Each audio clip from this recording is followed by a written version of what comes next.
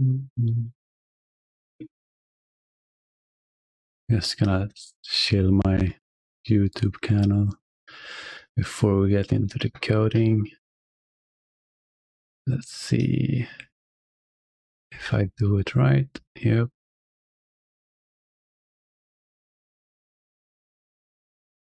Chill alert.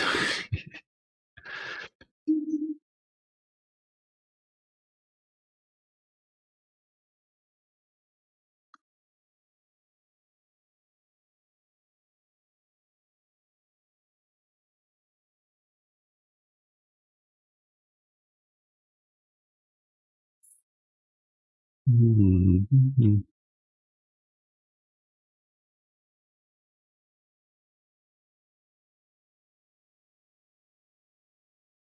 All right. So I have absolutely not even started to dig down into the documentation. So we'll see how this goes. But yeah, essentially, we're creating a bot for the Creators Coin community. It's a really dope, seriously, really dope project. I love it. They're kind of about decentralizing the power of creators. So if you're a creator out there and you want to kind of not be on taking off your channel, probably like possibly, then you might want to check it out. Maybe I should link it. Yeah, let's link it. So it's like a cryptocurrency.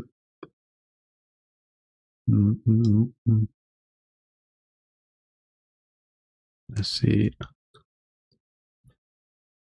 There we go. If anyone want to watch that, they yeah, it's honestly really cool. I like it. I have a bit of rally from the jobs I've done for them before, and so they got like coins and stuff for every creator that's joined. It's just a really interesting project. I think it's kind of new. I haven't heard of it yet. I might be wrong. Well, what is new, I guess. But yeah, I think it's kind of new. So here's like all these creators having their own little coins, I guess.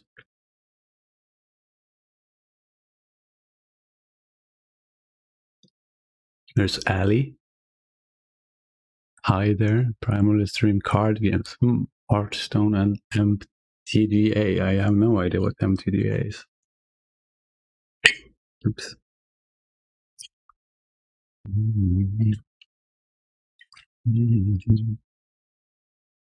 Chill stream. Yeah, it's kind of my vibe as well right now. Chill stream.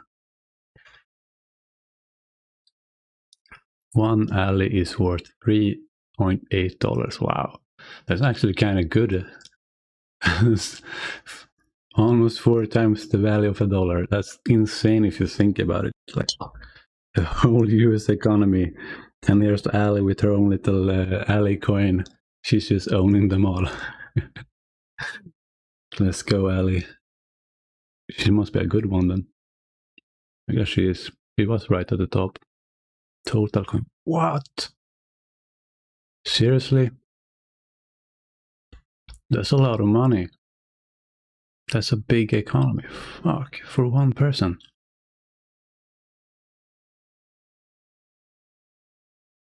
Yeah, I'm not super read about this project yet, but the more I learn about it, the more I love it. Seriously, I'm totally.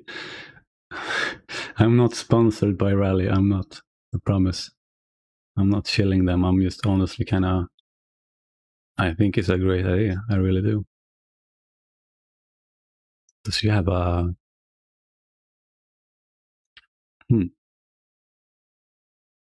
She has a server as well. Joining the alley server.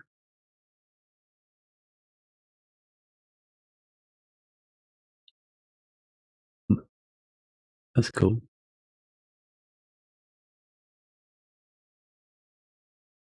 No. Why not? I could. Yeah, she could test my bot. Why not? Maybe I'll write to her. I need to test people for my bot.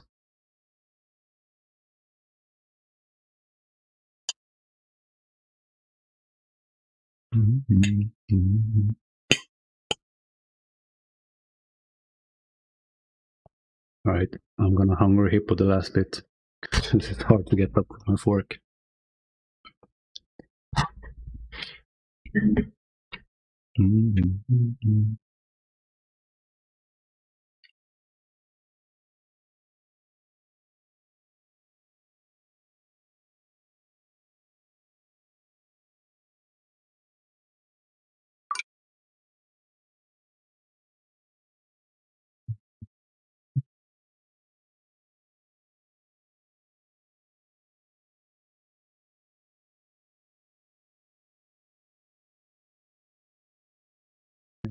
Yeah, let's get started.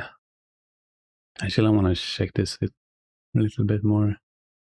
Yeah, she was at 3.4, 6.3, and they all got about 200 in the hundreds, thousands of range. That's a lot of money. That's seriously a lot of money. Well, let's move that to the side. Actually, I'm just gonna write. Maybe I'll do it later. I'll write in the.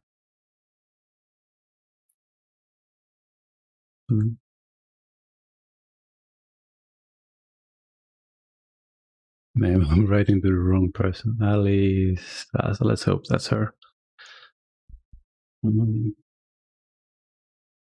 Or wait, does she even have a Twitch?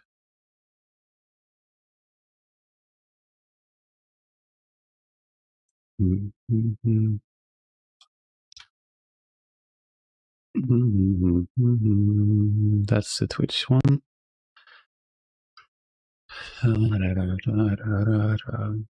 Yeah, she's got a Twitch.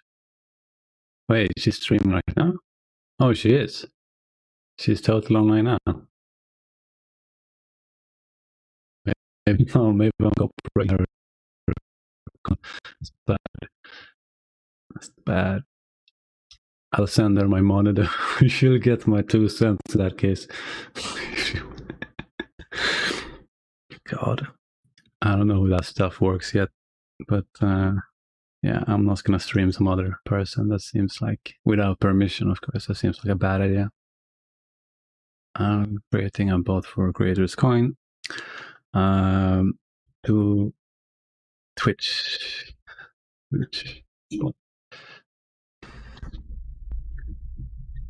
My first test users. Question mark.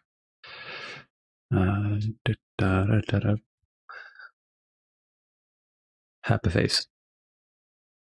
Big happy face. All right. So we don't have too much information to go by, honestly, but well, maybe I haven't read it properly. I should probably do that first, but I get the feeling this is kind of like a free hippy dippy kind of project. So I'm gonna be a bit of a hippy dippy and kind of play around with it, see what I like. I've gotten some direction though, and it's gonna be that it's gonna be integrated with the rally dashboard along the way, and I'm in contact with some peep for that. Contact peep pepe for more info. One wonders how I ever write code when I can't spell. That does enter my mind quite a lot.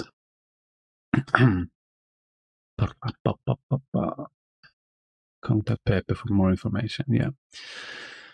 And what we got then? I don't think, like I said, I haven't. Into the dashboard, yeah. This is gonna be like a base for further extension. So perhaps we'll even go some in the direction of writing a library, some libertarian functionalities. I recently read a book on not DTO, domain driven design, and I gotta tell you, I love it. So we're definitely going with that. Domain driven. Yeah, let's do this instead. The texture, main driven design. Inspiration. I'll try at least. It's a bit hard because you have to be like really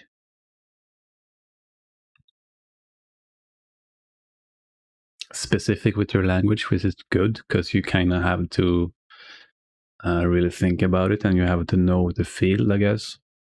But it makes naming functions a lot harder because it's harder than it is, in my opinion. Honestly, it's one of the things I go back and forth on the most throughout my whole coding career. I just back and forth, never able to fucking decide what's a good name or not.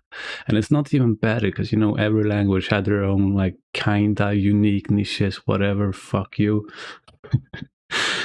So you go back and forth between the languages and you're just fucked. Seriously, it's so annoying. I try to be flexible though, but it's kind of like, I'm getting there, but it's like 5 years of coding. That's kind of a lot to be able to name things properly. So we'll try to name our variables properly. And let's see, what more are we actually doing here? Yeah, I'm going to read it a bit further. Deploy a chatbot that is compatible with Twitch platform that receives input, yes, from users. These are the inputs kind of things. This is just a test example, by the way, I got from the website. And it's just like a dice, I guess. And yeah, that's what that does. Let's see, from chatbot user for both whisper and public information. So yeah, I did like a bot before, and they have some kind of API we're gonna be using. We're gonna bring that up later so we can see. Creators must be able to configure input commands. All right, so that is gonna be one of the trickier ones. I'm not entirely sure what I mean by that. I guess just like custom stuff, and you can add your custom commands. Like if you really, really wanna have a command that is just, I don't know, beyond what I'll already be implementing, like, I don't know, something stupid, then they'll be able to do that, I guess. Automated messages, sure. Preferences for messages, timing, public/private. Yeah, it's kind of vague.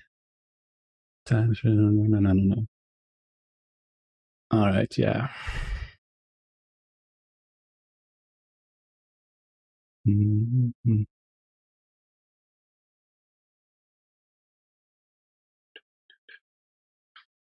Provide documentation, sure.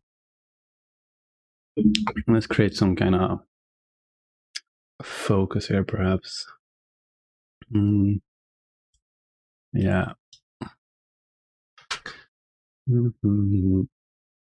Actually, let's go through this code first. So, first thing we do is we get the TMI library. That's the main one. It's from the Twitch creators, as far as I can tell. They made that stuff. And so with that, we can kind of connect to the Twitch stuff with this client right here. giving it the options right here. And so all you need to do is really, you can do with any account. It's kind of like you're logging in with your own account, but in order to do it, you have to have a special kind of password, which you have to go and turn on. So that's all there is to it.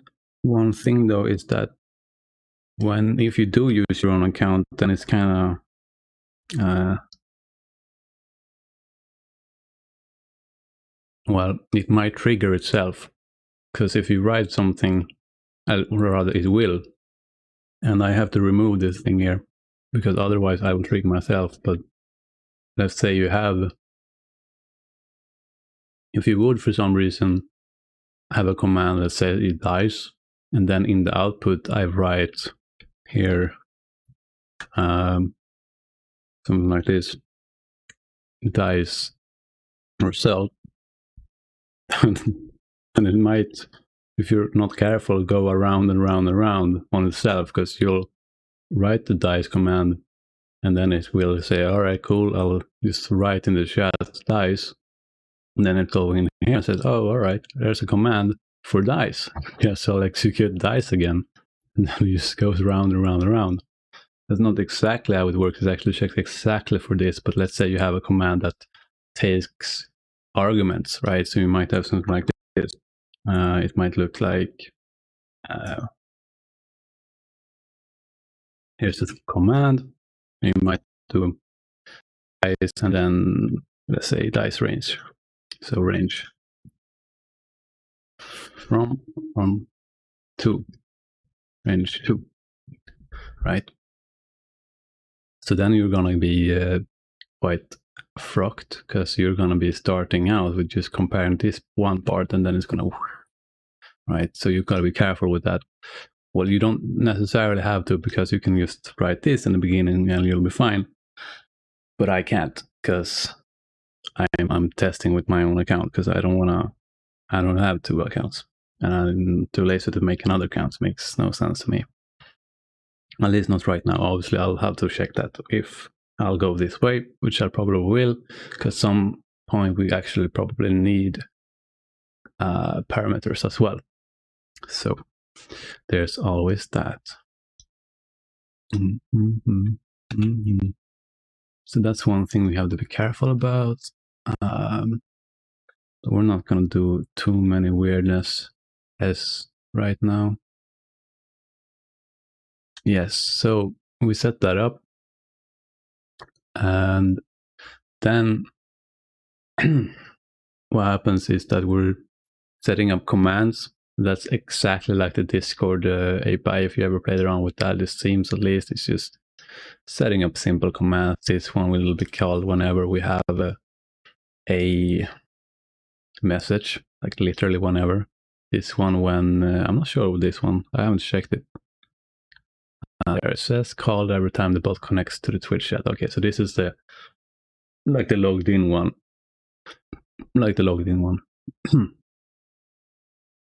So yeah, I'm just gonna write something cool here instead.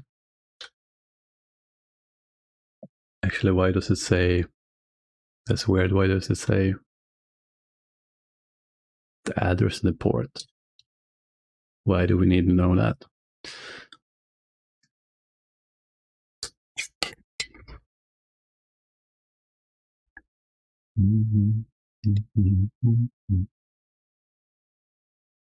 Yeah, I'm not sure why it's printing that. I'm gonna have something cool instead.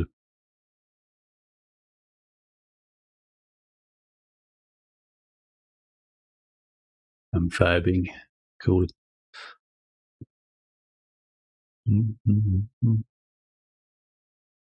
Yeah, I'm not a big fan of them not providing any types here. I wonder if they actually have. I do remember installing types for this. Yeah, we'll look at that later. But yeah, so they set up these 2 commands, and can move the functions off to the side here, which is good, cleaner, and then they connect. And that is important that they do it in this order, because if you connect and you connect really fast for some reason, let's say you're like and you're connected, that might happen. And then someone message and it just tries to call a function that isn't like defined yet, you know, it's gonna be bad.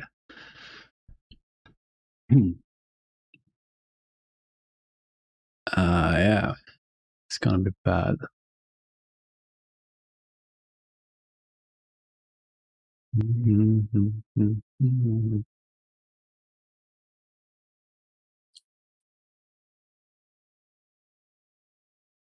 Automated message preference for chat time, blah, blah, blah, blah, blah.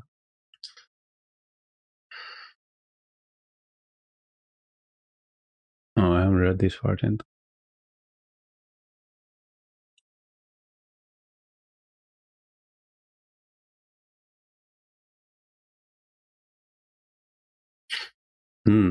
All right. So let's make that absolutely clear. So here's one thing, if you don't know, if you want to be like kind of agile about it, you're programming kind of on the fly, which is what I'm doing right now. I'm not really planning stuff, which is fine because this is kind of simple. If you want to do that, one good thing to go ahead and do is kind of, they call them stories. And so you would write something like this. In this case, creator, okay, wants to add commands for custom commands. Let's write that. Custom commands. To configure public/whisper information. Wait, am I mixing stuff? Yeah, I'm mixing stuff up.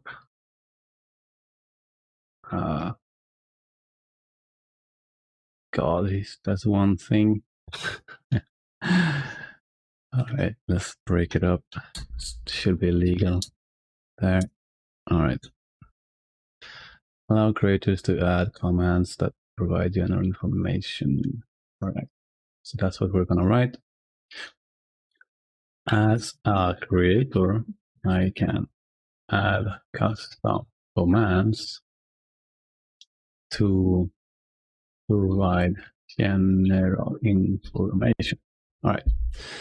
That's a bit more concrete. As of public data.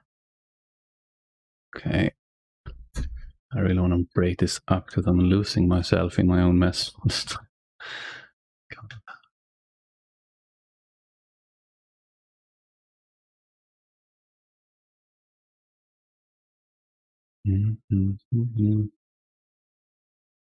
Okay, let's have some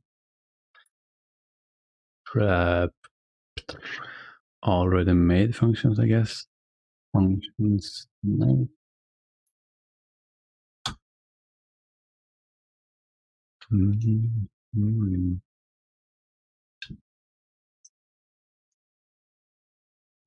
Price, and that I will get from their API, I believe. So donations or transactions. Okay.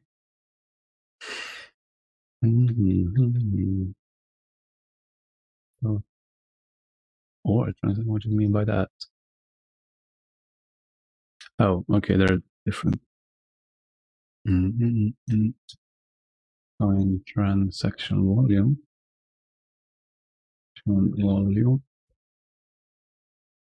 Total creator point count. Wait, isn't that a duplicate? Current creator price. Total creator coin. Okay. That feels like a coin transaction. Okay, wait. Yeah, whatever, I guess it's different.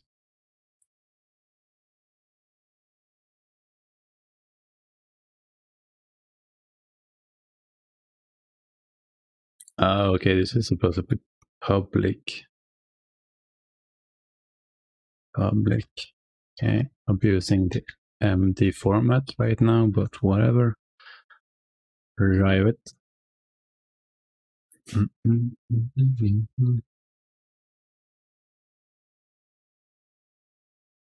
Okay, so Haka Whisper. Although I'm not sure if that's what I meant, that we can't.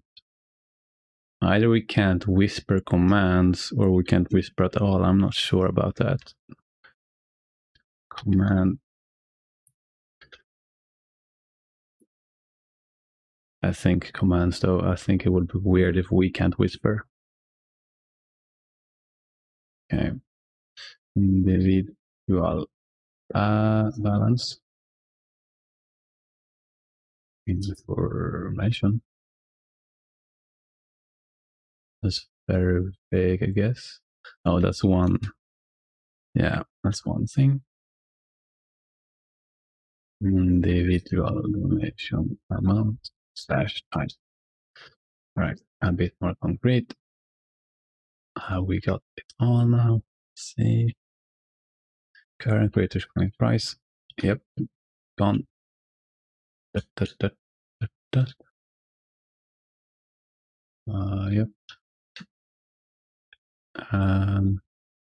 Creator coin transaction volume. Indeed, we have.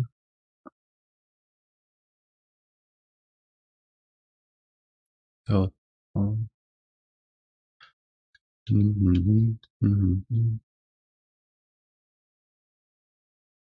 Okay.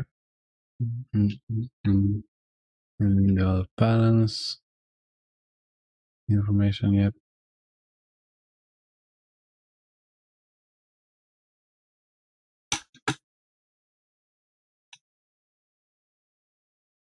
Yep. Okay.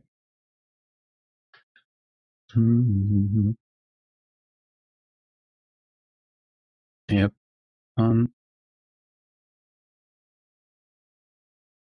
Can be placed into a channel used to respond using commands via whispers. Yep.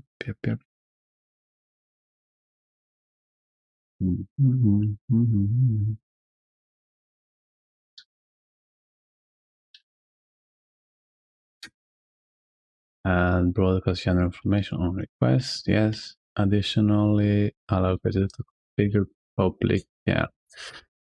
So let's remove that. And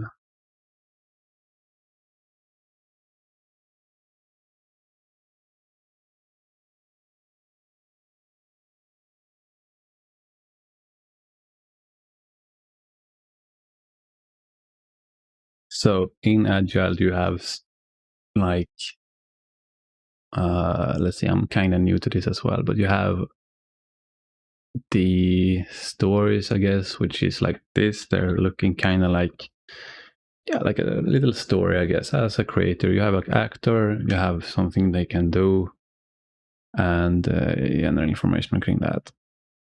So, and then you kind of go into more detail, perhaps. So this is the, let's,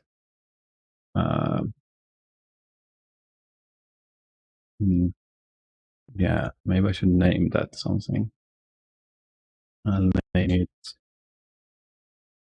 custom command. And this is the custom command backlog. So a backlog is the tasks, and they're more specific, more technical, I guess. That's at least how I understood it, and that's how I kind of do it. And excuse my MD file here, it's kind of going against all conventions right now, but that's okay. It's just the start of something great.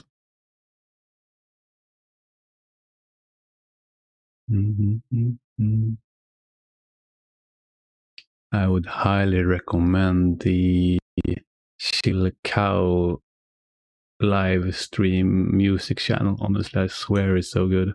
I love it when I sit around code stuff.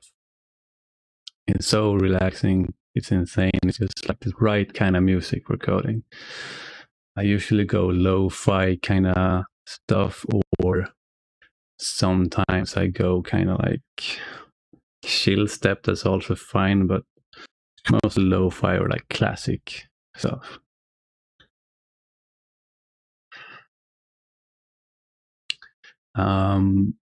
Yeah, I'm kind of bored of planning right now. Honestly, I'm just gonna jump into something.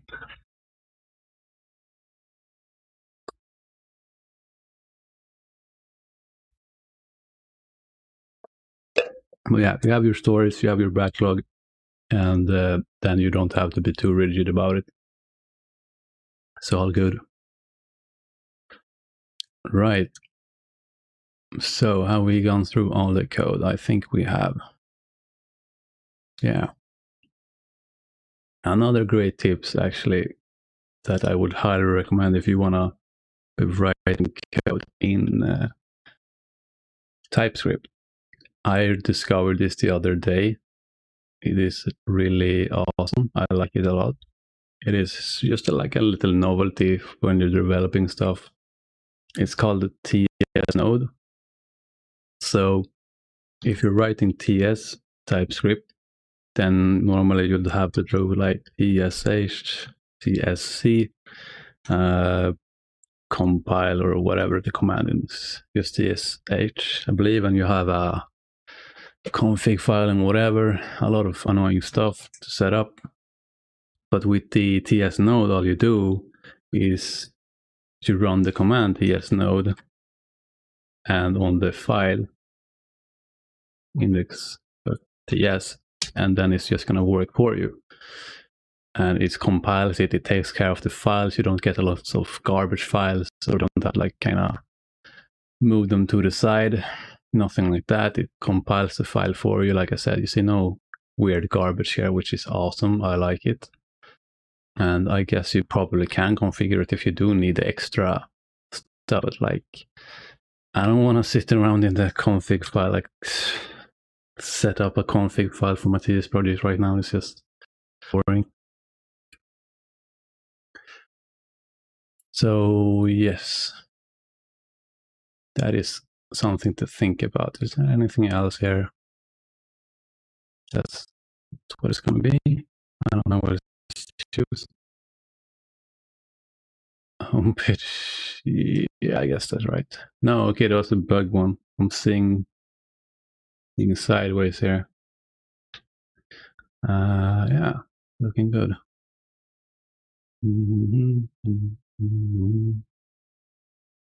Yes. So let's do this. And I kind of will have to make some assumptions here because I don't have too much information. If this is going to be like a bot constantly online, is this going to be something that every user is going to use? Like everyone has to install this and kind of connect. So I'm just going to jump in and kind of go for this stuff right away. Yeah. So let's see. Let's make a folder for that. I will just name it information, I think. Because this is kind of what that deals with, isn't it? Provide general information, yeah, whatever. We'll name it information, and then we're going to jump into our information. If you don't know this, by the way, there's a reason they call it index file. Actually, why am I doing that? I'm too used to be on Linux. There's a reason they call it index, and I'm not sure the historical one, but there is some programmatic reasons. Essentially, if you have a folder like this and then you include it from the library like this, just include it, whatever, mylib from /information, like so. Now it's giving us errors because we haven't done anything, but let's just, I don't know, something. Let's actually not have anything like that, and hopefully the error goes away. Whatever. Anyhow, if you have a folder here and you have the index file, if you don't specify the path is going to actually go in here and take the index file. So generally you would write index is kind of like JavaScript's main, I guess. That's how I would say it, at least. So, and I believe it is because you have the websites, and the website, the first website is actually like, it's called index, I believe. I don't know, but that's kind of where it comes from. The JavaScript is a web language after all, so they kind of keep that weird quirks from it. By the way, I think JavaScript was written over the weekend. If you didn't know, that's kind of where all their weird quirks come from. So, yeah. The monstrosity of JavaScript was created over a weekend. Oh, man. And it's grown to be the largest language, or like the most, it might be the largest, honestly, like in terms of versatility and usage in general. It really might. So we are gonna not have too many conventions, but we're gonna have a function here. And actually I might want to use the Go convention. I kind of like that, honestly, for well, it's kind of obvious when you export it. I don't know, whatever. We're going to use the Go language convention of having a big capital when we export our functions. I think I'm going to go back on that in like, and I swear, God, I can never make up my mind. All right, but we're going to have a function here that is going to be like, it's going to be adding a command. So, and let's have some kind of definition of a command. So it's going to be an info command. There.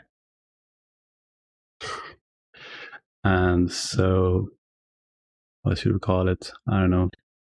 Command, I guess. It's going to be a string. And I don't know, info. And I don't know what's that going to be yet. But, oh, my bad. Add info command. So, and we're going to call it workflow in domain-driven design. When you have some kind of flow, I guess, like kind of top level flow that goes, then you would call it a workflow. And that's kind of because it's like, it's the function that is doing other functions. So in our case, we're going to have some kind of situation here where they will be calling this function with it, and it's going to call a bunch of like separate under functions. And so that's going to be the general gist of it. In quite good structured code.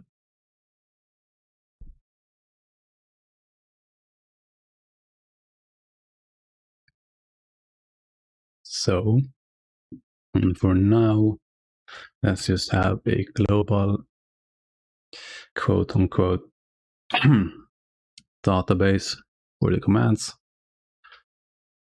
db, and let's just make it an array. Actually, maybe not. Yeah, let's make it an array. No, let's not make it an array. A map of string and info command. Okay, we empty. Why are you complaining? Okay, yeah, that is fine. So, and this is gonna take something like, yeah, I guess we're just gonna take in, actually, we're gonna be a bit more like so, and we're gonna be very specific about it. It's going to have info command unverified. We want them to follow a kind of guideline, so it's going to come in unverified information, and it's going to verify it that it follows the proper structure. It has to have an exclamation mark at the front, or maybe a at symbol, I don't know, but some kind of verification step here. So we're going to verify the data here with the verify data. And I'm not sure if I want to do object-oriented or functional programming either. I kind of have read so many functional programming books lately that I kind of gotten stuck on that. So we'll start with that at least, and maybe we'll move to object-oriented stuff later. So verify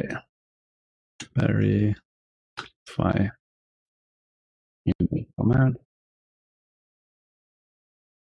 cmd info command cmd. So workflows takes commands.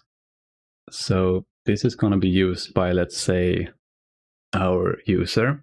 They might somewhere else on this app there might be a REST API, and they might come and call this function, and it might kind of like go through it and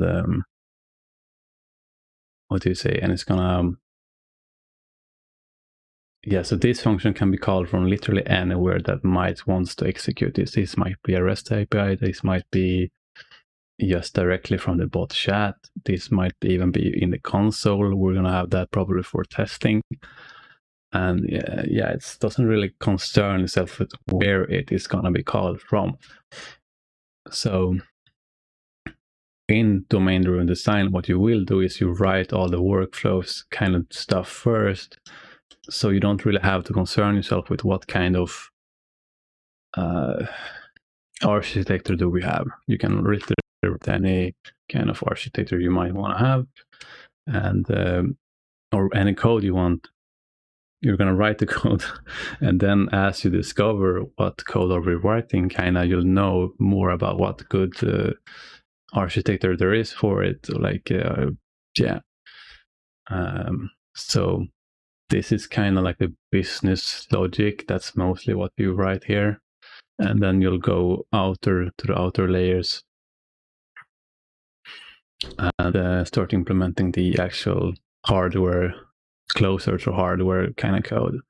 So we're going to write this as agnostic as we can. Yes, so I I think I explained that quite well. I'm quite new to it as well, although I have read probably some 1,000 pages on it, and it is quite a complicated topic, I must say. But yeah, verify info command. Well, the idea is simple, but it gets more complicated. So from that, we'll get a verified command. Let's cmd short, because I don't want to have too freaking long stuff. All right. So with unverified cmd, we will have no more steps, I believe, than actually adding it. So add command, I guess. Add command, yeah. Nope. Nope. That was a bad autocomplete. Man. Come on. Oh, bad. Hi. Come on. There. That's what you're supposed to do. Add CMD, verified CMD. Okay. And we're gonna have a result from this. And I found a library I really like called TS results. And I think it's really it's really cool for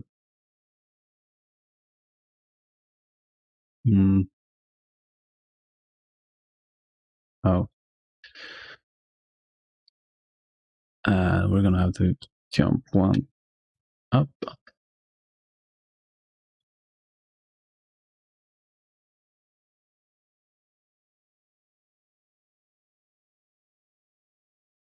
Oh, damn it. Come on. There. So this is a concept-driven languages that care a lot about kind of security, I guess. And I really like it because I'm a bit of a paranoid guy when I write my code. So for me, this is like heaven on earth that they have written a command library for this.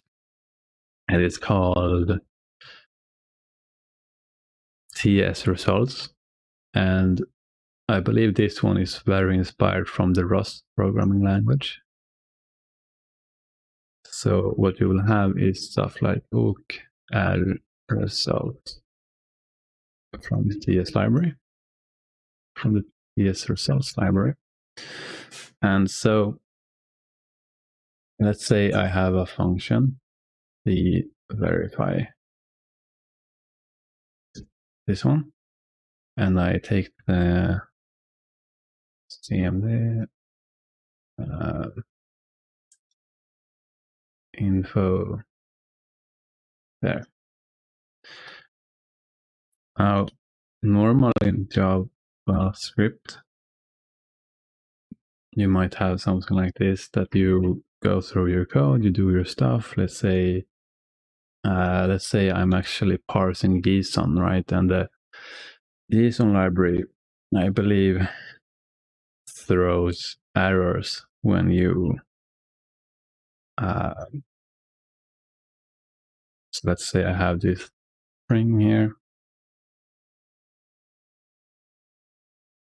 my JSON string, and if I actually mess this up, or right, the JSON is messed up,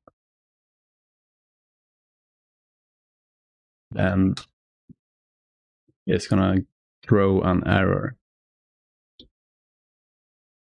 Right.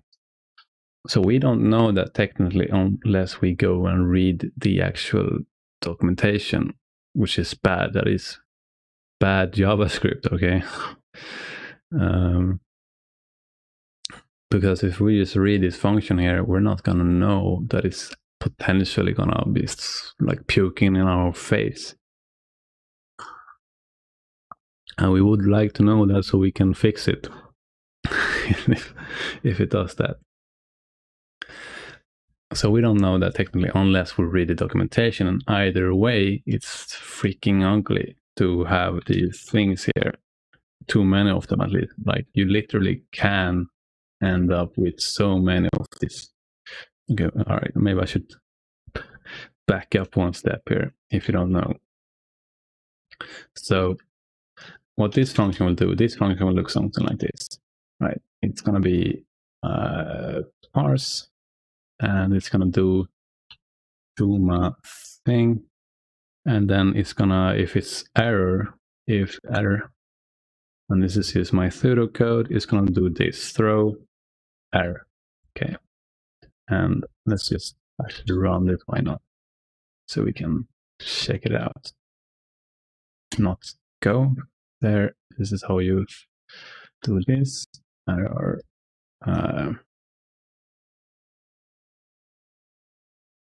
Okay. So yeah, let's say we have this, and let's actually give it a so, and it's going to call that. So if we do run this, and let's see if I actually, let's do that. And let's do a little test example here. Parse my, because I don't want to go into console right now. I don't remember entirely how we import, or rather if I can call the functions, because it's not supported. Yeah, so if I run this, and npx, by the way, is kind of how you run installed libraries. So if you have installed this, which I have, then you would do npx. I can't do npm node. That doesn't work. However, I can do a package. I can't do it from the package if I call, because this is just you writing npm run, and then you got the start. Yeah. So npx is for that. So npx. Yes, TS node. And then we're going to go information and index. Right. So this is going to throw an error at us. It's going to say I'm a bad JS function, and it is, because we can't see that it's going to fail, right?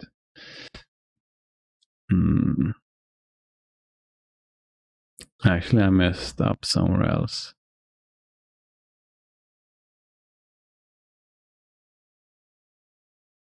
Right. My bad. I forgot that maps and objects are not the same, but they're very similar in JavaScript.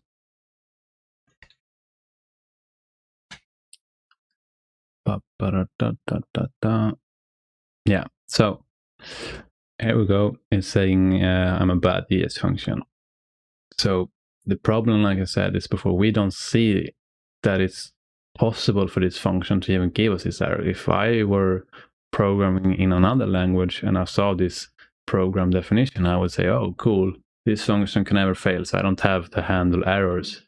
And then I don't have to like go and check the description and shit like that, which is great. You want it to be like that. You want it to just go into, you want to be able to just read the function, see what it is named, and see what it takes as arguments, and yeah, be happy with that. You don't want to go in and just read the whole freaking function every time you know. So this is bad. You don't want to be doing this, but unfortunately in the JavaScript world this is quite common. Not only in libraries out there, but also in the standard library that they provide, which is horrible. It's really, really horrible. It's a bad idea. For this reason I just said. So what you would do if you want to handle this is actually do a try catch. Okay. Not only, in my opinion, does this make slightly more annoying code, because if you want this to be a const now, well, you can't really do it to some degree. You can't just say, okay, this is the part that is possibly going to fail. You have to now use this for a variable inside this try catch because of the scope, or you have to do something like this and then assign it up here, but then it's no longer obvious that it's a const. It's no longer a const, but we might use it as a const, or intend to rather. And you might even go as far as making a custom function or a lambda function just to return that fucking value. I've done it so many times because I hate it. I swear. I mean, I might be overly like technical here, but I just want to write code that looks good, that does as it's actually intended, and not like weird hacks, you know. So I love TS results for this reason, because instead of this, I can kind of make it look cuter, if you will, with a result. So we would do we would do this instead. And let's see. So it gets, I'm going to do verify if I command or error. So we haven't defined this yet. I'm going to do that. Let's just create some structure here. Actually, we're fine for now. Interface, verify command.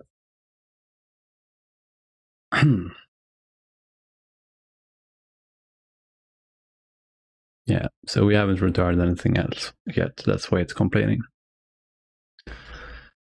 But yeah, instead of this now, if we fail, we can just return an error. Okay, you would do,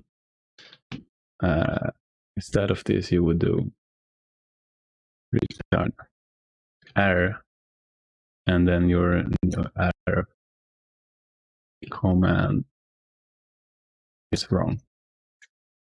Okay. And so the result is a type, and this is a function creating a result of the error type, or of the error, what's the word? Yeah, I mean, it returns a result that has an error, I guess, would be the way to describe it. So then in this function here, we can do this, can we do that? We do actually, well, we can do it a lot of ways actually, and it depends on where we want to handle that error. And I'm not entirely sure where I want to do that. I'm probably just going to return another result, I guess, actually, because we don't handle the results right here. We just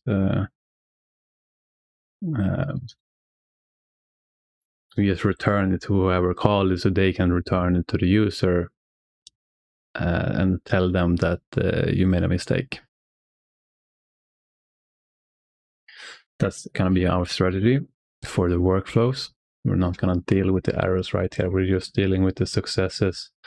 So it's going to be a linear workflow where it's just, if you succeed, you go to the next step. And if we can, I guess if we can, in some cases, we will be able to handle the errors, but it's not going to be that often. And we're just going to return it and say, hey, you made a mistake.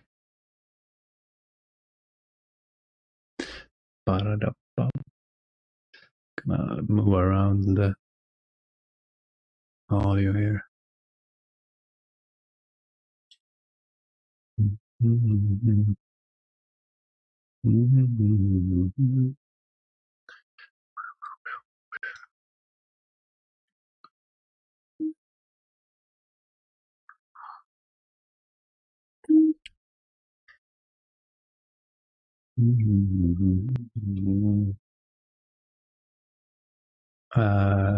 Yes. So this is actually going to be something like a verified result, or yeah, let's see. It's mad because we're not giving it the CMD, I believe. Yeah.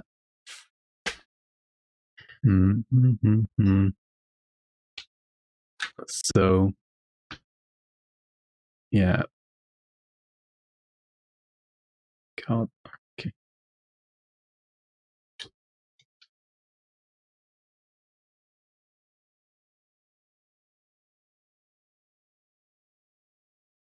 Yeah, so this is something I've come up with. It's kind of odd, honestly, but I like it because it's kind of like it's the only way I know how to do it. I just totally bash throwing and catching, but I really, in order to kind of have this situation I want to have, this is how I come up with it. So I'll explain in a moment. Right. So Again, to some degree, I don't really know how to avoid throwing catches, but I really want to have my results, so I'm going to have them. So what I do is I call this function and I get the result. It's going to do whatever it's going to do. It's going to give me a result, and then we return it. So it's essentially like, once it's called, it's essentially like func result, right? So I am calling this one here on the result, aka that. So then I say map error, which is a function saying if this is an error, then go and call this lambda function, which is going to throw it, and then I'm going to catch it down here, and then I'm going to return my error. So I have this nice thing here, so that when I call this add info command, I can see, oh, okay, cool. I might have to deal with the errors here instead of this, ambiguous, oh, I might throw an error. I don't know. Dipshit function. So that's kind of how I do it. I really think it's a lot cuter, if you may. Yes, let's move on. We're going to make that function. So function add CMD. And that is just going to be taking the verified. Actually, let's verified CMD. I'm kind of going to go and fix up my stuff as we go along. I tend to write the code kind of like I write it out like this first, and then I go and actually do the implementations, check if this makes sense, and if it does, I'll go and actually fill this up. So I don't believe there's much more to it than this.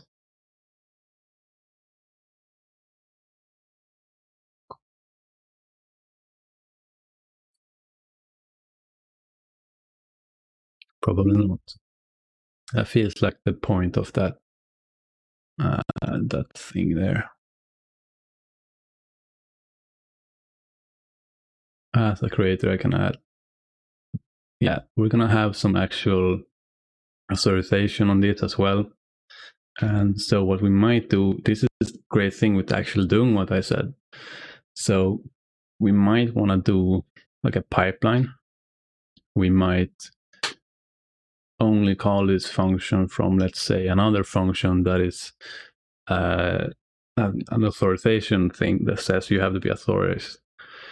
So let's say we have, let's make another function, another file, and let's just call it rest. Kind of ambiguous for now, but whatever. Yeah, whatever. Let's just call it rest for this example. Function.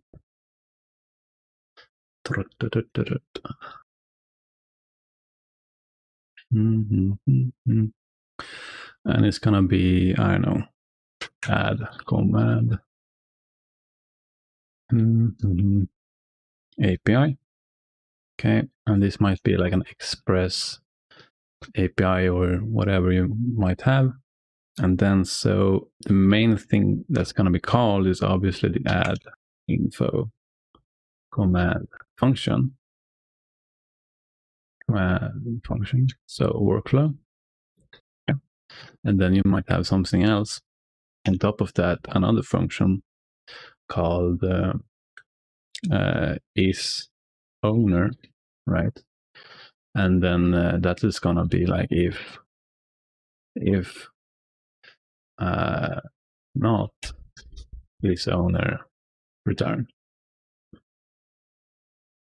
Then we can have one function just only dealing with actually authorization of the users, and we don't have to bog this function down with all that logic. This just cares about adding the actual command, nothing else. That's all it does. It does. I like that philosophy in programming. You do one thing and you do it damn well. That's what I want to do. I want to do one thing with my functions and I do it damn well.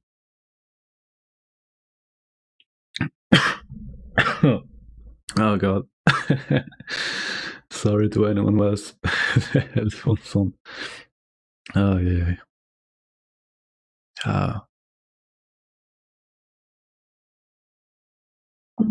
Yeah. So that's gonna be our motto.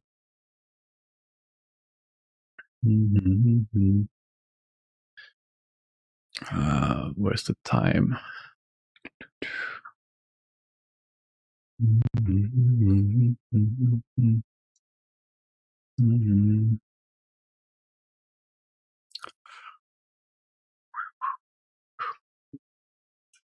Yeah, I'm probably gonna go for like a half hour more. Then I have some other work I need to attend to, and yeah, we're not gonna stream that. I'm gonna switch my Linux and kind of go hardcore down in the dirt stuff. That is a really annoying project. I swear, there's so many errors everywhere, like errors, and yeah, it's not really my code, so I can't do anything about it. I'm just supposed to fix it, but yeah.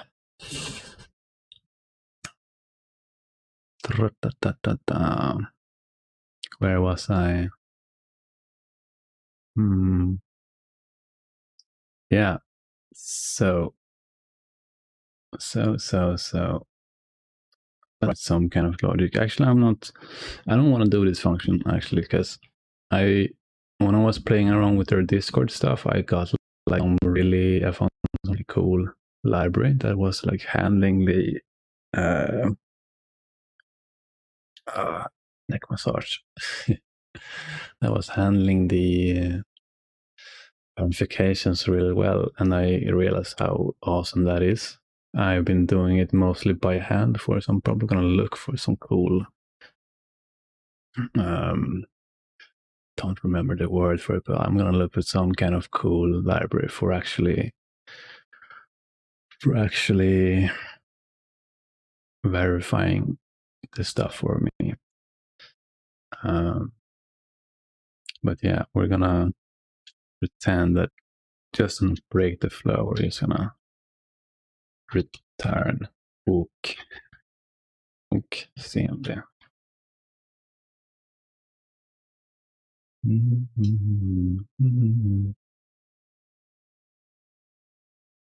Return CMD. Yeah. So then when it returns it, it's going to call that function, like I said, and it's going to return false. And now I'm confused. Do we have actually? Yeah. This is how I do it, and then we do unwrap. I believe. So then it's like it's going to this, and it calls it, gets back the oak. Then it goes directly to this function, calling it, says, all right, are you an error? Yes or no. If yes, we're going to call this function he just gave us. If no, we're not going to do anything at all. We're just going to return the type. So it's essentially just, let's see, it's just returning. Oh, that's cool. Maybe they've updated it. Maybe I don't have to unwrap it. No, I definitely do, but they're essentially returning a new result that says we're never an error here. That's what we're returning, which is cool. And so then I can call this unwrap with certainty that if this function returns the result, then we're gonna be good. So it's never an error. It says, yeah. So then this, as we see, is a verified command. Before, like you see here, it was type. So we unwrap it, pass it to the add CMD, which takes incidentally exactly this type. So we're gonna write that correctly. Actually, we're gonna write this one correctly. By the way, if you're a geek like me and you really wanna like kind of speed up your coding, and if you're really kind of good at it, let's say, and I'm totally bragging here. If you're kind of good at coding and you really feel like, hey, if I could speed up my coding, that would be freaking great, then you might want to check out Vim. Like Neo Vim is probably the more accessible, or rather like the next version. I don't know. It's not like literally the next one, but it's kind of going that way, and understandably so. So you might want to go there and check that out. It's essentially what I use though, because now I'm on the Windows. I can't really use that. It's kind of hard to set up, and I kind of want to be on Team Windows when I'm here, so people kind of understand what's happening. Because Vim is kind of like a black box of witchery. But yeah, if you wanna play around with it some, they have an extension for it which has some Vim qualities to it. So you're essentially having like the Vim keys in Visual Studio. So it's an emulator. So when I'm going up and down here, I'm actually using J and K, which seems like, what the fuck? Why would you do that? Why, if you want to go somewhere, why not WASD, when you're gaming? Well, once you learn it, you kind of will understand why you never ever want to go back, because it's like it's so natural somehow. I don't know. I've been doing it for probably a couple of years now, 2 years. So to me, it is natural. Obviously, it's horrible, but it's like I'm so fast. I can jump anywhere I want here. Like, you see how I'm just moving around here, and like I never touch my mouse, which is one of the main features. Honestly, if you have to, and here I'm totally gonna geek out here. I swear, I'm such a geek. I'm not even gonna lie. But if you have to like from the keyboard, switch the mouse, drag it over, like how much do you save here? 1 second, maybe. Up, down, up, down. Maybe you saved 1 second, but imagine you doing that 50 times a day, let's say, and I probably do it or would have. That's almost, and that's just for the mouse, by the way. There's so many weird ways I save like 1 second here and there. But imagine just the mouse, for example. That's 7 minutes per day, let's say. And let's say also on top of that, I actually save. I save 1 minute, but on top of that, that minute goes into actually doing something productive instead. So I don't only save 1 minute, I use that 1 minute to go ahead 1 minute. So let's say maybe that's a total difference of 2 minutes in the output. All right. And then there's a lot of other things you do, like so many weird things you kind of save time with over the, time. Over time you save time, and it just adds up, dude. And after a while, you're just gonna be so fast coding that everyone's gonna look at you sideways, I guess. And I know this, like, I don't know, past hour or however I've streamed is probably not testimony to that, because I've been talking mad. I swear I can feel it in all my being right now. I'm totally exhausted in my voice. But if you can move around like a hawk in your editor, you will be so much faster after a while. Once you get over the initial hurdle, and that's not even too bad, you'll learn the basic stuff so fast that you won't even believe it. It's just, I think it took me 2 weeks before I was comfortable enough to know all the things I needed to know to get going, which is like, obviously move around, right? Kind of need to move around. That's cool. Sideways and whatnot. And then visual, it's just Shift V. You got the visual, you can copy, paste stuff, which is also quite obvious. It's just C for and P for paste. And what more? I mean, what more do you do in coding? Honestly, that's all Oh yeah, here's one of the things people don't understand, because I'm actually using the like alphabet to move around. Uh, Obviously, I have to have some kind of change from moving around to writing the code. So they have modes in Vim, and the one I'm running right now when I'm moving around is called normal mode. So that is just, yeah, you have, it's the one you're usually in. And then you got like insert mode, and that's I. So when I click I, I'm now in insert mode, and everything is just, like it would be. And then I press escape, and then I'm back to normal mode. Got some other command moving, helps me move a bit faster, called the back B double view. For word, just moves one word.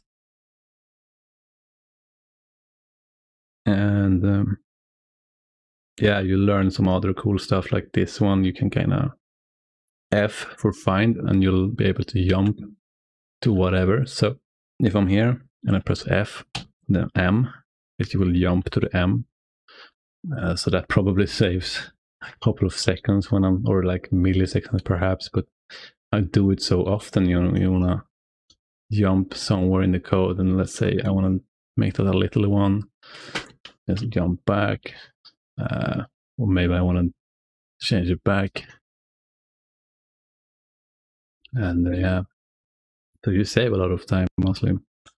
And mess around with windows, just open a new window like that, close it, jump to the next window, yeah, jump to any row 20, just write 20 and then shift G, and I'm at line 20. Yeah, it's really cool, honestly. So that is what's happening when I move around. I feel like people's gonna look at it and think like, oh, he's lagging so much, his keyboard or his mouse is just all over the place. Like, what is happening? I don't know. I don't see him. How does he move that fast with the arrow keys? And I don't blame you if you think that. It kind of looks like it, because the mouse is just here, stagnated in the middle.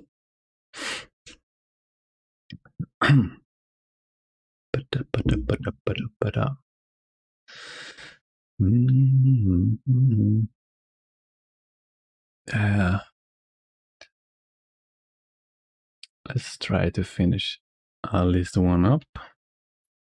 Let's finish this one up. Actually, not this one, because yeah, like I said, I want to have a verify stuff, and I want to think about it. It's kind of pointless, this one as well, because I don't really know how I'm gonna save it, so I'm kind of just made a temporary thing, but whatever, we'll do that at least. So we're gonna do has if it has cmd dot verify dot command autocomplete, please. What? Oh yeah, because yeah, all right, whatever. I'll fix that soon. If it has, then we're gonna return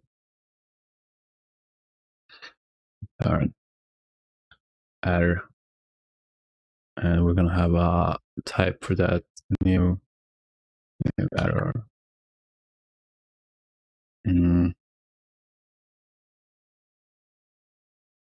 All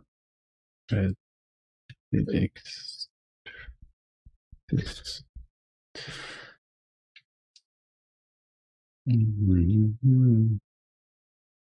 Otherwise, it goes to the next step, which is db.set or add, maybe dot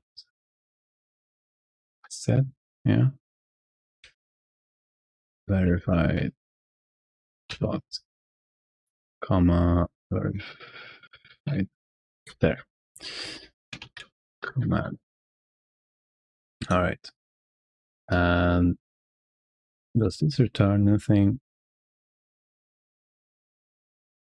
Okay. It's kind of odd. Oh, yeah, I'm not going to go into that.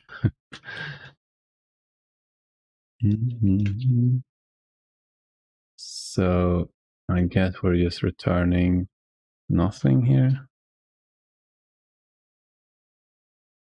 Because we don't really have anything of interest.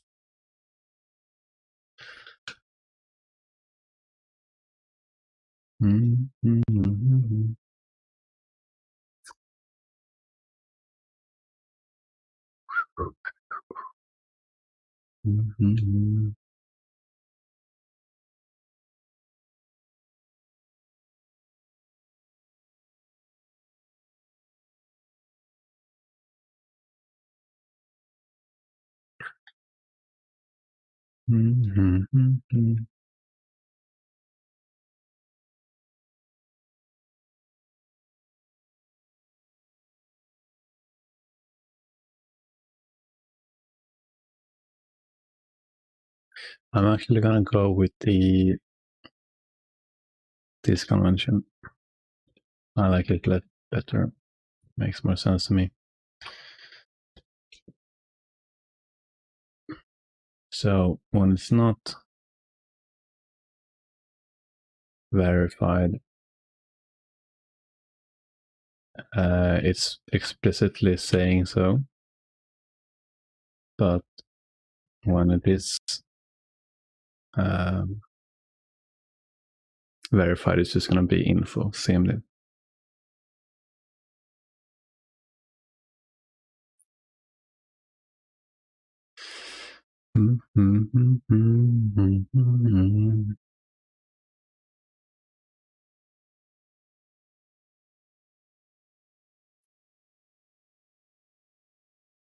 If you're ever gonna stream for an insanely long time, you might want to have some honey. You might want to have some honey and just coat your inner throat for honey, because honestly, that is like gold for me right now. I've been talking so much lately, doing like testing my mic, what have you, talking to different people about different problems, and my voice is so exhausted. I've been somewhat sick as well, which is, whatever. I'm healthy now, and it just sticks on you. So having a little bit of honey to kind of just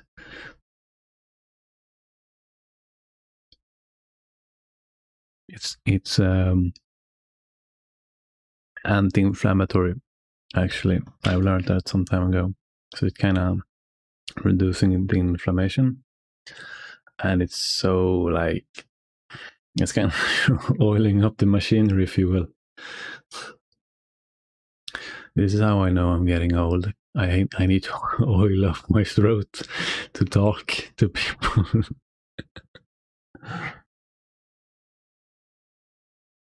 It's getting like a GoPro camera, just down my throat, just one of those mythical cameras just coating my insides. God. All right. Well.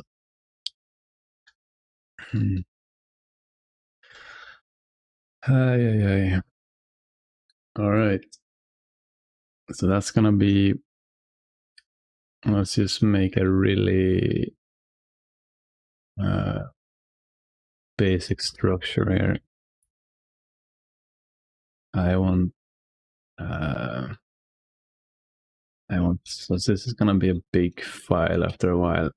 So I want to have.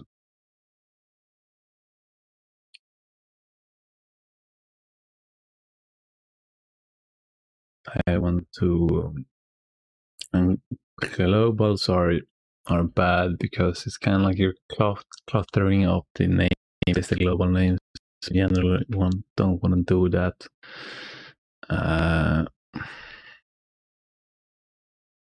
Yeah, that's why you don't want to do that.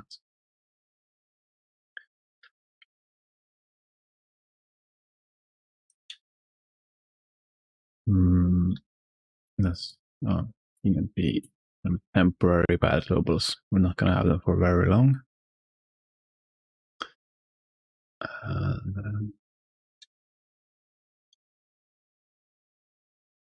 Let's have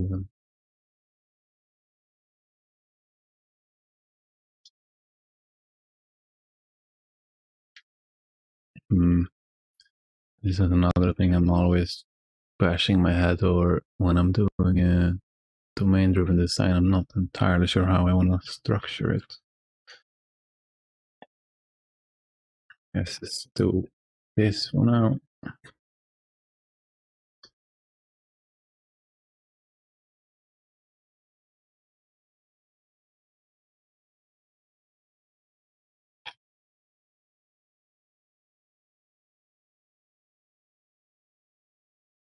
And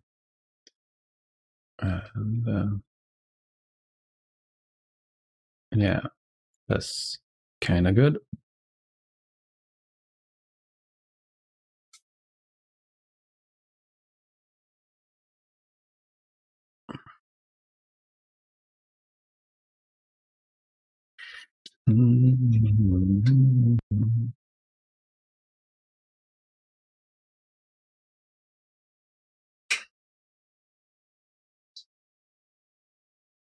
Yeah, might just messed up the mic now.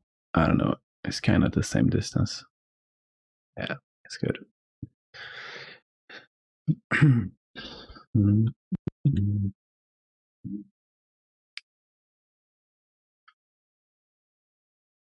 Oh, yes, this one. I swear this is one of the best and the worst things with listening to like streams of music, I guess, because it's kind of like radio. I don't really try to write down the songs because you get this wonderful feeling of, oh, just this song, and then it's gone. Right? It's kind of like life, honestly. It's like a fleeting moment, and it's just gone. But yeah, I kind of like it to some degree. It's both painful and it's so wonderful when it comes again, when it comes back around, you know. Yeah. I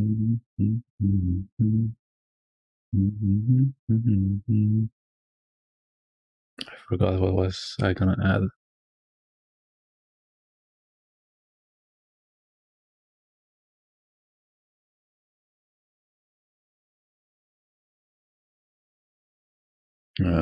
I forgot.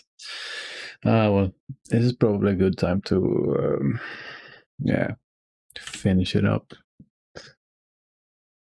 So, yeah, let's do that. Let's not.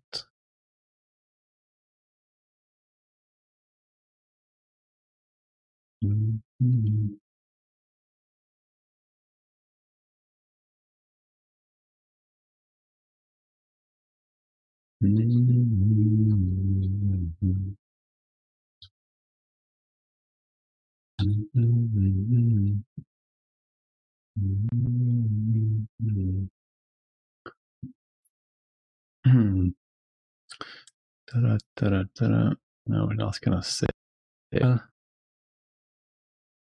Is it still there though? Yeah.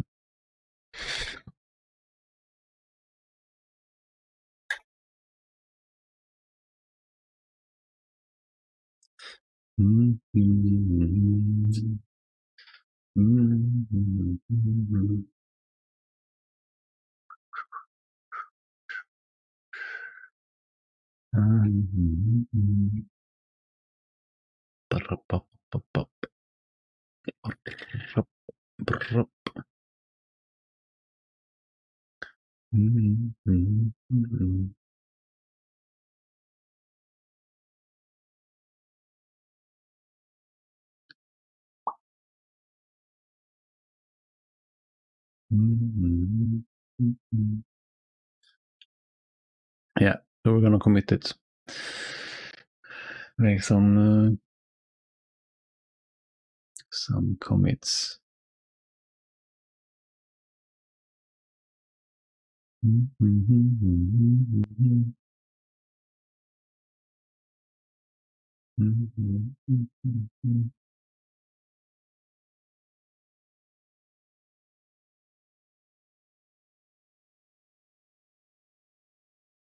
Have I init this yet? I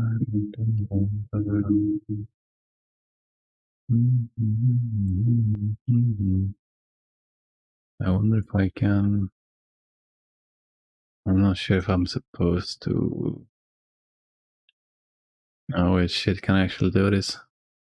I might have to set up some SSH stuff.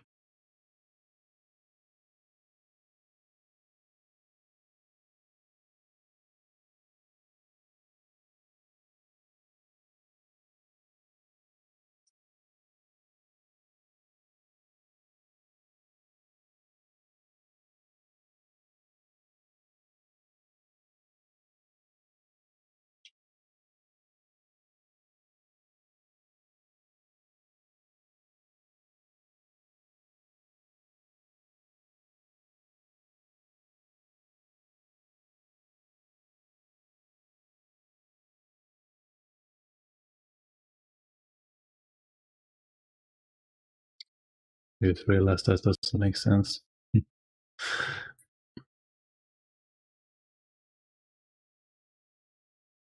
Right, and I guess it's kind of more natural to do unverified command, but if everything is going to be called unverified at first, then it's going to be, you start cmd dot and then unverified, and then you just get the whole list. It's going to be better if it's command and then you get okay command. So we're doing it the opposite way here. On my own typing pleasure.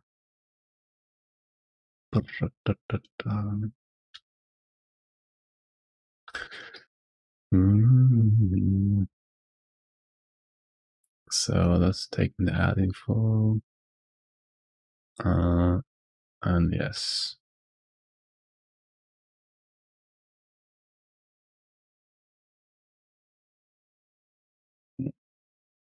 Info, yeah, exactly.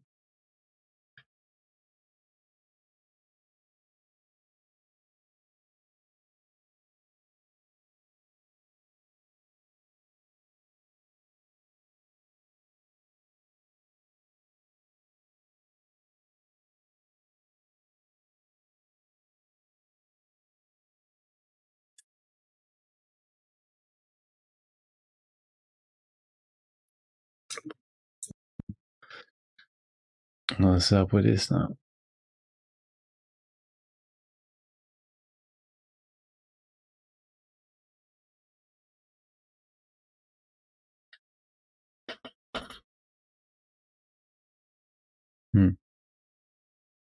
Oh yeah, because we're not actually.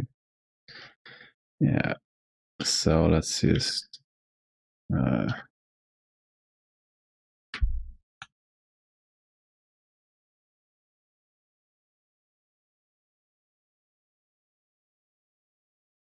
Yeah, let's just create a pipe.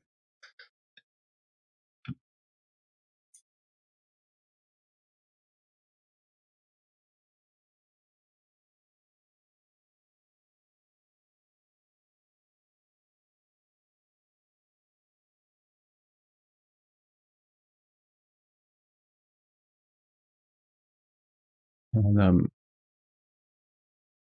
totally going against conventions here, but I'll at least JavaScript the conventions. But I like having my commas at the front here. Reason being, instead of their reason being that when you're then gonna go and edit this line, let's say you wanna, I don't know, cut a few letters like that, I don't know, or just do that, then you're just gonna have to rewrite it, and then the comma. So again, you're kind of saving a few seconds there by having it there, because it's more. Now I can edit this line properly without too many distractions, I guess. So it looks a bit wonky at first. Oops, I totally bumped you.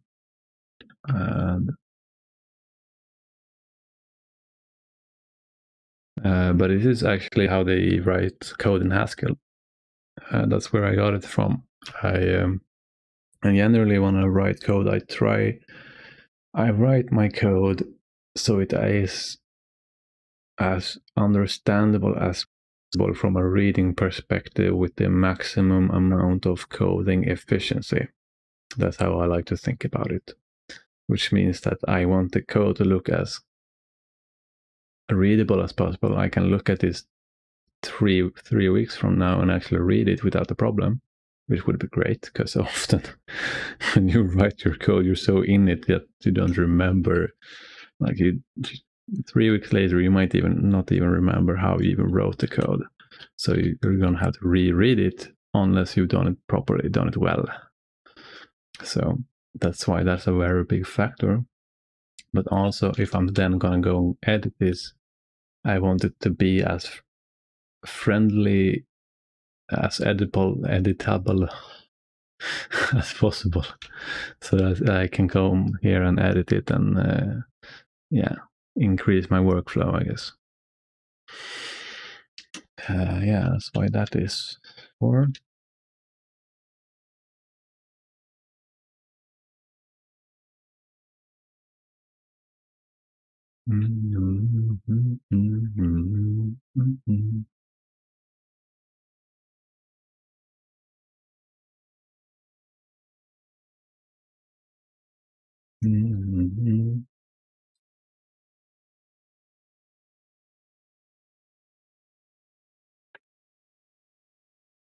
Yeah.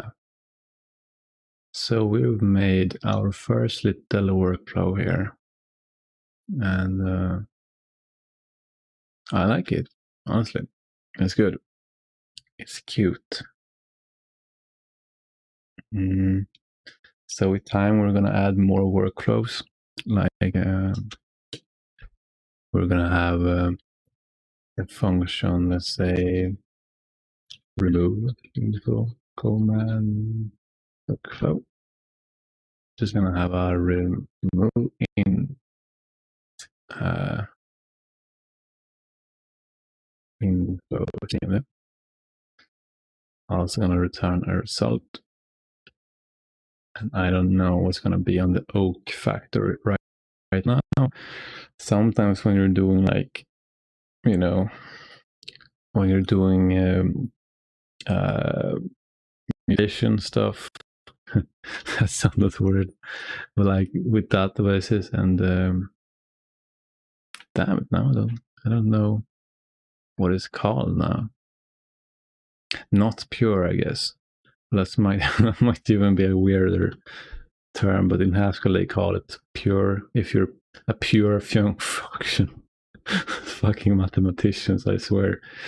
If you're a pure function, you're not gonna be touching and fondling other data. I guess that's why you're pure. Okay.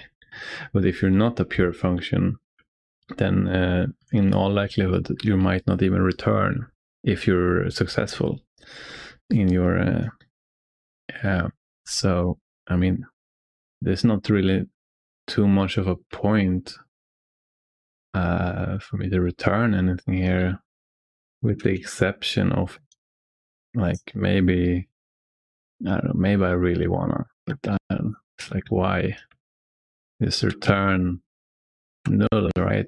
And then I'll check if it's an error over there, then okay, it's an error, I'll handle it. But if it's okay and then everything's okay, well, I don't need you to give me data about why it's okay. Usually not. Maybe sometimes, if you're touching the data, but or like changing, if you're I don't even mean touching it, if you're changing the data, which is called mutation. You're mutating the data. Or unpure, I guess, if you're a Haskeller.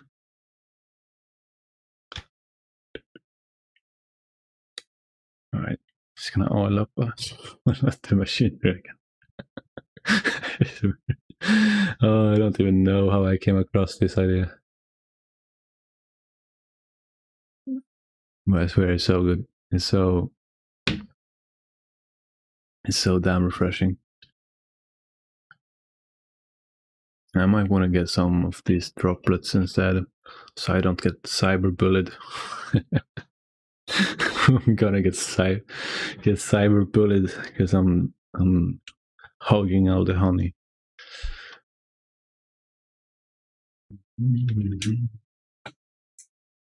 Don't cyberbully me. Oh god, I know it's gonna happen. It's gonna happen. All right. It's okay. You can cyberbully me for my honey addiction if you want to.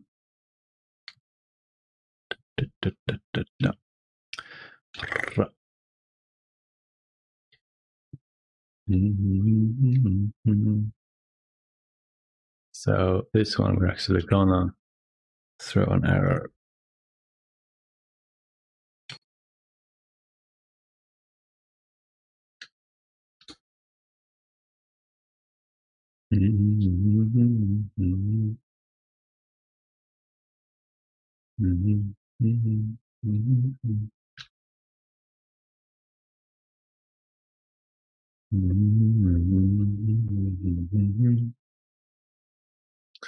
Yeah, let's leave that for now.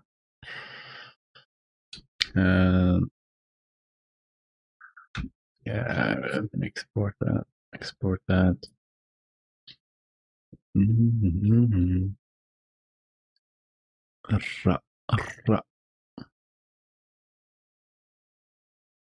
Yeah, what more might we have in our little bot?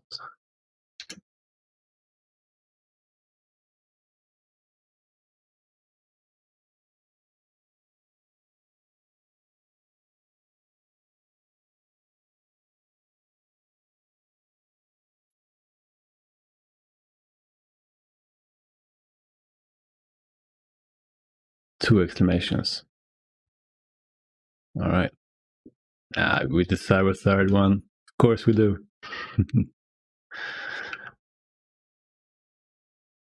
Why do I even have a description? I don't know.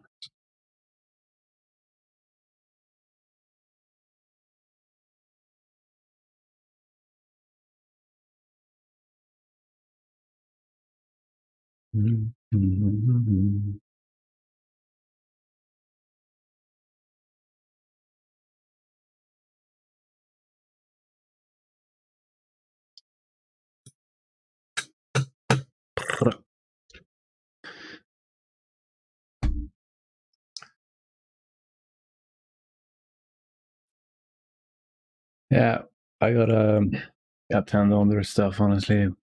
This was chill. I like it. It was cool to do like a chiller stream, I guess. Sipping my coffee, licking my honey. God, someone could do such a weird, like, have you ever seen those, like these podcast guests or something, and they're like, they've been on the podcast for so many times, or like said so many weird things, and then they create conversations, like fake conversations of them on the podcast, and it's using these like things out of context, and it's so freaking funny.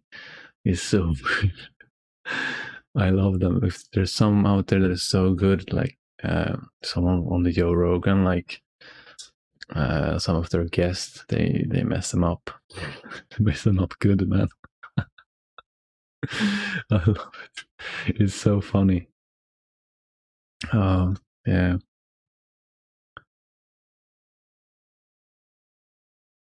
Yeah. Don't do that with me, please. Oh yeah, I'm actually. Well, maybe I won't commit it because I can upload it. I think. Yeah,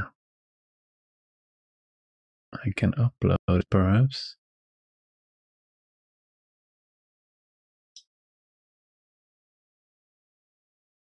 Mm-hmm.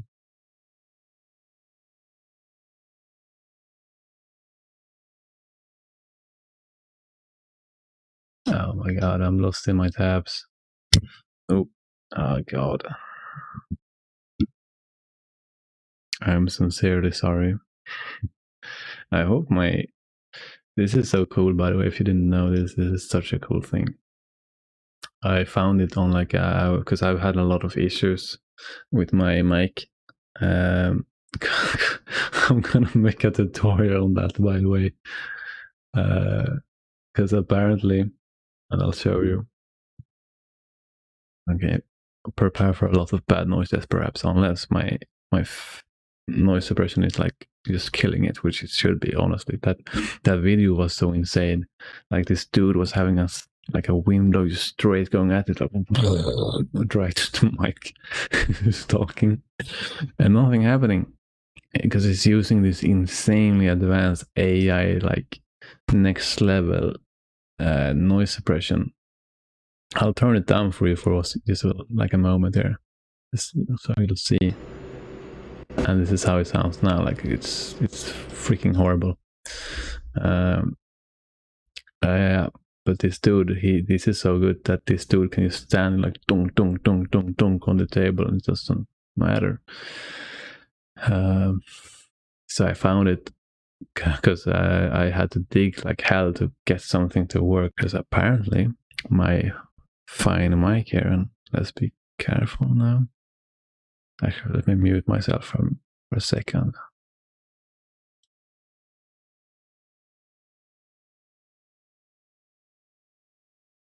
All right. So apparently, I had my mic turned like this to the side, and I'm not sure how it's sounding like now. I can see it's still going up there in the reddish zone, almost like yellowish zone. But I should think it sounds quite bad because I've been playing around with this so long.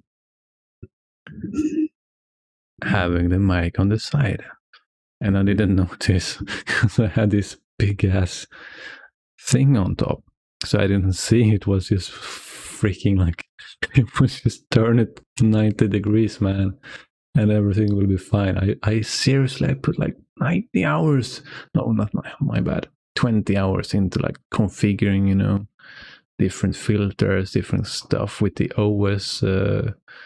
OBS stuff, like custom things to get it sounding properly. And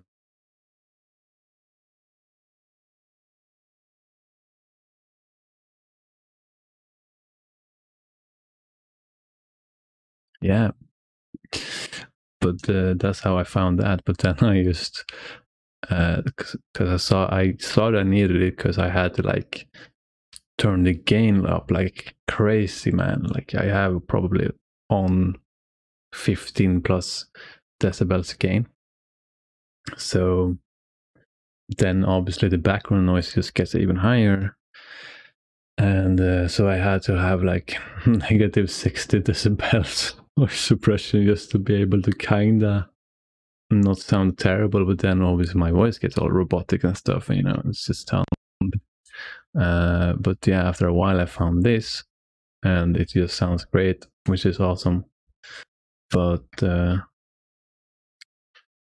yeah, then I took off this thing just to play with it for a while, like literally today, and I saw it being turned. I was like, huh, maybe it shouldn't be turned. So just turn it back. And yeah, long story short, I don't even need this thing, but it's still awesome. I know, in case I make any weird noises and you don't hear me typing on the keyboard, which is to me, I don't like that sound too much, which is good that it's canceled that out. And yeah, in case I accidentally do any weird noises, it's gonna cancel out like so many weird noises. I swear, I'm not. You probably couldn't even hear me when I was eating before, with the like metally clinking of the yeah thing, because it's just so damn good.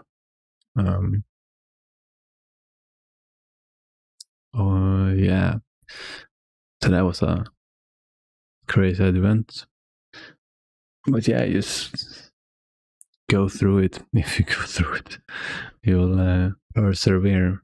Perseverance is how you succeed in life. You can get fucking in your jaw, and you just gotta keep going.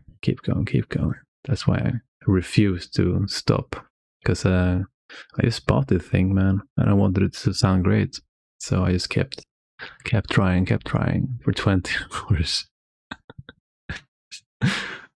Turn mic.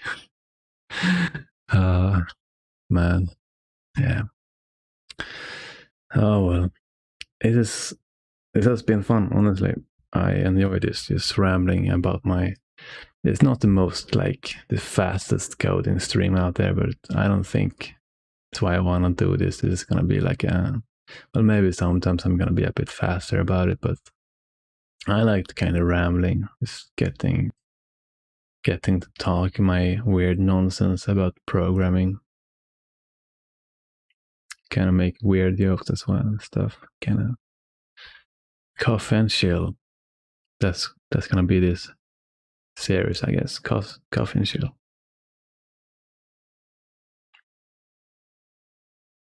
For my late night programming, yeah. And then maybe we'll do more active, faster programming at the morning. And it's gonna be morning and coffee. Programmers, man, we drink too much coffee. Maybe I'm just stereotyping the whole programming world now, but I drink a lot of coffee, and yes. Well, I don't think it's that much, honestly. If I compare myself to like my yesterdays, yeah, I'm drinking maybe 2 cups usually per day. That's not too bad, I don't think, at least. But who am I to judge myself? Who am I to judge myself? Just live life. Mm-hmm. Mm-hmm. Yeah. Have a good one, everyone.